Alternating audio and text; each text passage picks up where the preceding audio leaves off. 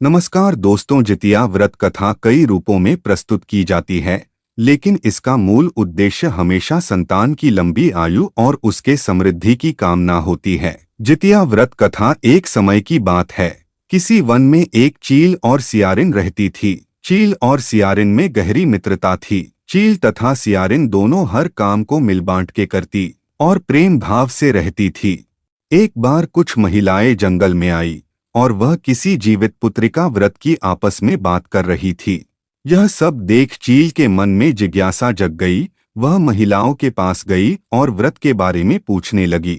महिलाओं ने जितिया व्रत के बारे में चील को बताया। चील तुरंत अपने मित्र सियारिन के पास गई और उसको जितिया व्रत के बारे में बताया। व्रत को बताने के बाद चील तथा सियारिन ने निर्णय लिया कि वो दोनों भी जितिया माता का व्रत और पूजा विधि विधान से करेगी।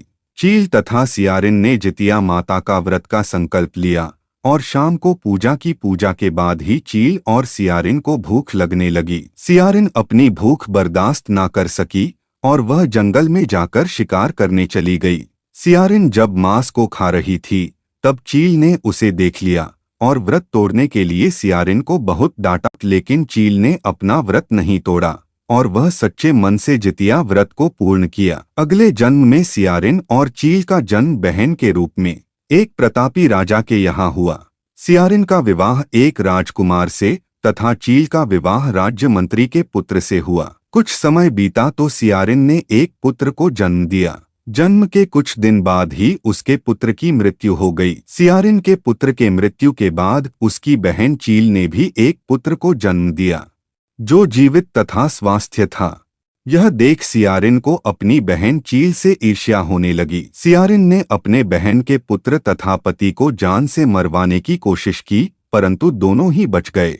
एक दिन देवी माँ सियारिन के स्वप्न में आई और उन्होंने सियारिन से कहा, यह तुम्हारे पूर्व जन्म के कर्म का फल है। अगर तुम इसे ठीक करना चाहती हो तो माँ जितिया का व्रत और उपासना करो। प्रातः काल उठकर स्वप्न के बारे में सियारिन ने अपने पति को बताया। सियारिन के पति ने यह सुन सियारिन को व्रत करने की अनुमति दे दी और उसकी बहन चील से माफी मांगने को बोला। इसके बाद सियारिन अपने बहन चील के घर गई और उससे अपने गलतियों की माफी मांगी। सियारिन को उसकी गलतियों पर पछतावा देखकर चील ने उसे माफ कर दिया। अगले साल जितिया व्रत पड़ा। यह व्रत सियारिन और उसकी बहन चील दोनों ने एक साथ रखा।